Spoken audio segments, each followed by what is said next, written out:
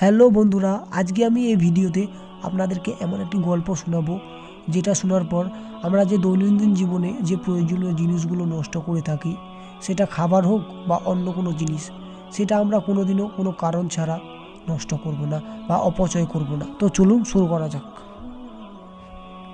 এক শহরে রাতুল নামে একটা ছেলে ছিল। রাতুল ছিল তার বাবা মায়ের একমাত্র আদরের সন্তান।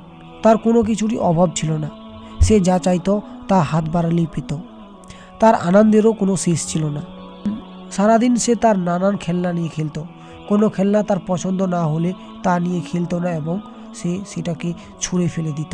কোনো খেলনা যদি পুরনো হয়ে যেত তাতেও তার ছিল ঘোর আপত্তি। এই খেলনা নিয়ে সে খেলতে চাইতো না। একদিন তার মামা তাদের বাড়িতে বেড়াতে আসলো। তিনি রাতুলের এইসব কাণ্ড দেখে খুব কষ্ট পেলেন।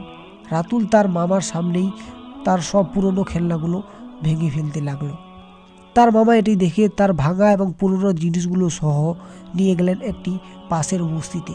সেখানে কিছু দরিদ্র শিশুকে তার ভাঙা এবং পুরনো খেলনাগুলো ভাগ করে দিতে লাগলেন।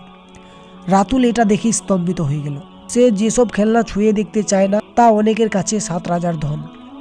এই ভাঙা এবং পুরনো খেলনাগুলোর জন্য কেউ কেউ তাড়াহুড়ো করতে লাগলো এবং কেউ হালকা ঝগড়াও শুরু করলো একে অপরের সাথে।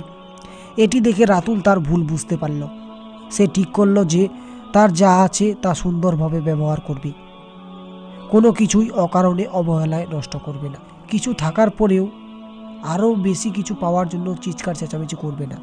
তা অনেকে ছুঁয়ে দেখারও সুযোগ পায় না।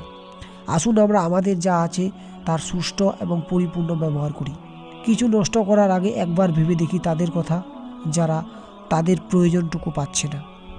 বিশেষ করে যে সব বস্তু আমরা অবহেলায় ফেলে থাকি, হয়তো এতেই তাদের জীবনে অনেক কিছু পেয়েছে বলে মনে করবে।